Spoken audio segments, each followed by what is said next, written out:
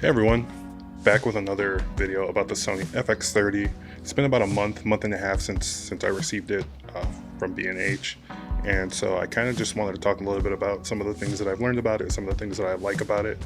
If there's any dislikes or disadvantages to shooting this versus another camera body, we'll kind of discuss those things in this video and give an overall summary of what I think about the camera.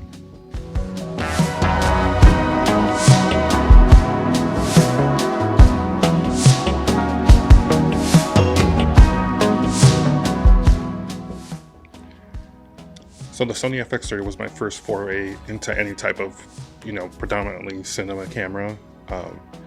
There was a few things that were particularly interesting about it. The low price point. I think it's still at around 1800 US dollars without the top handle.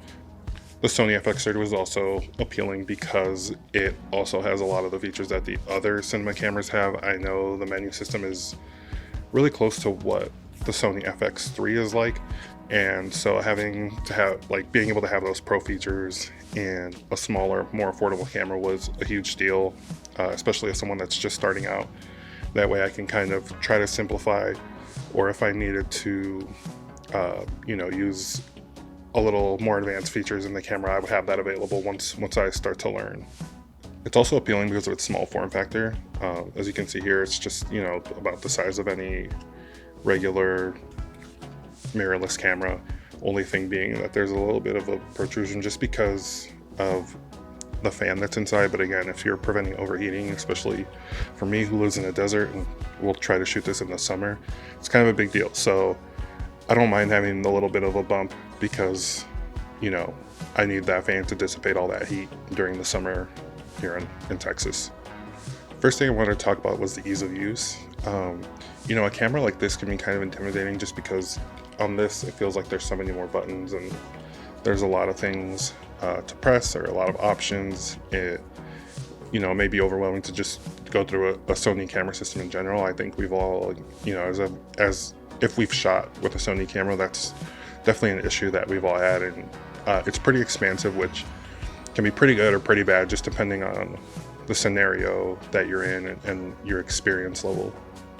Other than that first hesitation when you're like, okay, how do I set up this camera? How do I use it? What's the best way to shoot it? It's actually pretty fun to work with. Once you've learned the menus and you can switch the modes, it's pretty simple. It can, be pretty flexible for the things you need, depending on what type of production you're on. If you're kind of in the same lighting scenario all day, setting this camera once, super simple, super easy. And it just gives you such a flow of information when you're working through a menu system like that. I would say that the ergonomics on this camera are fantastic. It fits in your hand. It's small. You have the Sony, crop sensor lenses that you can put on it, and it's still pretty small. And so, if you need to keep it small, if you need to rig it out a little bit, you can do that too. And so, being able to start small and work into a bigger camera, I think is a huge deal for a lot of people, just because, if you're working on like a FS7 or something like that, it's huge. It's going to be huge. It's going to take up a lot of space. It's going to be hard to transport. This, I feel like, can fit like in the pocket of one of my camera bags pretty easily, any of my camera bags, and it's the physical space it takes up isn't a huge deal to me to where I need to worry about it. I also like that it starts from a low weight, and that lets you mount it on a gimbal. It lets you put it on any kind of tripod. If you need to put it on a small tripod, you have that option available too. Depending on the lenses, I've used some Canon lenses and they're pretty enormous, and so it's not perfect, but I would say that the majority of the time you're going to be able to balance this thing on a gimbal, and it's going to work well for you. It's not going to be real jittery. It's the flexibility is kind of the key with this camera, that it just lets you do so much, and it lets you start at an affordable price point, compared to the $3,000 to $6,000 range of cameras that we often see. One thing that I've also really enjoyed is the mounting holes around the camera. I honestly wish all my stills cameras also had that. It's pretty fantastic. I think you're just providing so much flexibility in spaces where, you know, it might just, there's no, it's just open space. There might not be a need for any kind of electronic part, and you can just have an extra accessory possibility in that place. So buying extra, you know, 1/4 inch or whatever the size is threads and having them there, or being able to mount another small camera on it, like a 360 camera, or even just like a small point and shoot like this, you can just stick it on top of the camera, and it's going to do it's going to just have another angle depending on what you're trying to accomplish. It's also just incredibly discreet when you're out in public, and I think that's such a huge deal because you know, if you're a shooter and you're a little bit shy or a little bit nervous and people see you with a camera and they're like, what are you doing? That can be kind of nerve-wracking, especially when you just want to make things and be out and it's, you know, just an innocent project, or maybe you're working on things for yourself or testing a camera. Being able to remain discreet is always such a huge deal for people, and that's really one of the things that I appreciate about this camera a lot.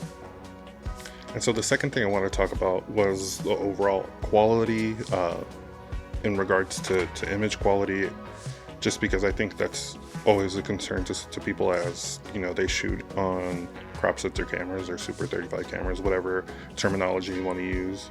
And so as far as I've been able to see, I think hovering around that 800 base ISO setting is pretty great. Sometimes I'll push it up to 1,000, but even if I go to like 200, which is kind of the extended zone, it does really, really well. And so the next thing I wanted to address was the image quality coming out of the camera. I think it's a legitimate concern for people that are shooting either APS-C or Super 35. I've owned the Canon 7D back in the day, and for photo, you know, if you were pushing that ISO, it was pretty noticeable, and I don't know that it would hold up to this day. And so I think anytime you're on a crop sensor, you're right to be concerned and to want to you know, have an idea of what the image is going to look like before you're putting it out to the world. As far as I can see, hanging out around the 800, even into the extended 200 ISO range was really, really great. I'll push it up to 1,000. I've gone to the secondary base ISO and pushed it up to around 3,200, 4,000. It looks great. It's not perfect by any means, but I think there's a lot to be said about what, you know, what the lighting scenario is, and depending on what your situation is. So being at a live event versus controlling the lighting in, you know, a production or whatever you're doing will definitely vary that for you. But I think it holds up pretty well between, you know, that 2,000 or the 200 to 4,000 range, depending on how close you are to that base ISO. I've also noticed that the footage is pretty flexible in terms of grading and being able to, you know, be flexible with your shadows and your highlights. The only time I really see any, you know, tough editing situations is when there's a ton of user error. Cine EI is also really helpful just to have that flexible ISO setting, especially if your NDs are, you know, doing too much or doing too little. It really helps you be able to push things beyond what the boundaries are. And I think that as a filmmaker, especially if you're a one-man band or you're technically you're usually working around small crews, will be super helpful, because there's room for error, and I think we can all appreciate that when we're creating things that we love. Autofocus has also been amazing on this thing, and so I've shot native Sony lenses, I've shot Tamron lenses, I've adapted Sigma EF lenses to E, and all those things have held up. I'll try to show a little bit of the autofocus on the Sigma lenses here, and you can see that it's holding the autofocus really well. I don't really see any jumps, I don't see any skips, I don't see anything that would cause me like major concern if I was relying on autofocus for a small shoot. One thing I was concerned about also is you know, being able to be on a crop sensor and be able to shoot wide. I did buy this Sony 10-20, and it's pretty remarkable. It's incredibly small, as you can see. You know, having that flexibility too is also incredibly helpful, because it just lets me create images in small spaces, which I think if you're working through a Super 35 sensor can be kind of tough. It feels almost impossible at times, but having specific APS-C lenses that will help you accomplish that, fantastic. I really love that 10 to 20. If you're a sucker for a shallow depth of field, it's not perfect, but it is a great lens. Autofocus is great. It's really quiet. And being able to go to 10 to 20 is a wonderful range, especially if you're in a vlog situation, or if you're just in a tight space in general. I also do love that the autofocus works so well, because I can use my big Sony EF lenses, and these Sigma lenses are going to do incredible. They've held up super well while using this camera. You know, having a 35 1.4, a lens that I love to shoot on stills with, it's pretty great. I feel like I'm going to use the Canon lenses more with the Sigma MC11 adapter, and I just love that flexibility, especially if you're a hybrid shooter. Definitely worth trying out those lenses, and even trying to rent or buy that adapter if it's something that can be placed in your budget, because it is wonderful, and more flexibility. I think we all want that for our shooting scenarios. And so just to conclude here, I think if you're a solo operator or you work in small productions, basically anything that's not like a feature film, obviously, this camera is going to be fantastic. There's a lot to praise about it. Had no issues with batteries, had no issues with audio, have no issues with autofocus or image quality, like those things. I feel like they're very well refined in this camera, especially at a sub $2,000 price point. And from form factor to function, the Sony FX30 is very flexible. That is a key word for me. I need to be able to create the things I want to create, or get as close to, you know, if I don't have a budget for a huge setup or more people, that camera holds up really well on its own. And I think it lets you create what you want to create. And I think that's an important function of a camera. Quite honestly, if I could justify buying another one, I absolutely would. It's just nice to have around. And if I could run a 2-camera setup at a wedding or a small event, have one flying on a gimbal, that would be amazing. It's super helpful just to, you know, have something so light that can be moved from place to place without, you know, transporting a huge camera with a lot of weight on it, and, you know, things fly off or things get broken. And so it makes life a lot easier. And so if shooting on a crop sensor isn't a deal breaker for you, I would highly recommend it. It's great autofocus, great battery life, lots of storage options in terms of like data, you know, flying through the menus and being able to record at different bit rates. There's a lot of options there. And also just having the ability to, you know, say, hey, I want this more inexpensive crop sensor lens, or being like, well, I already have some full frame lenses that I've been using. Let me just use those, and I can, you know, I can just work from what I have already. That is also, I think, kind of an underrated option in terms of being able to have the equipment that works, you know, in the most universal way possible. I think one thing that I haven't really talked about, that is really my favorite feature of this camera, is that it's just so reliable. No matter when I reach for it, or if I reach for it, it's gonna work. It's gonna do the thing I need it to do. It's gonna be pleasant to work with. You know, I pick it up and I don't think I have an issue. I just turn it on, set my settings, and then we can run and we can make the thing that we want to make. There's only one camera that I've really loved to work with, and that's the camera that I'm shooting this video on now, and that's the Canon R6. Amazing camera. Love it for stills. Love it to do some video work with it. It's got some issues, overheating, things like that don't make it super sustainable for shooting video. But other than that, like, I love this camera, but I also love this camera a lot. You know, people say that this is just a tool, but you also have to you have to be able to love the tool that you have in your hand, and it's going to inspire you to make stuff.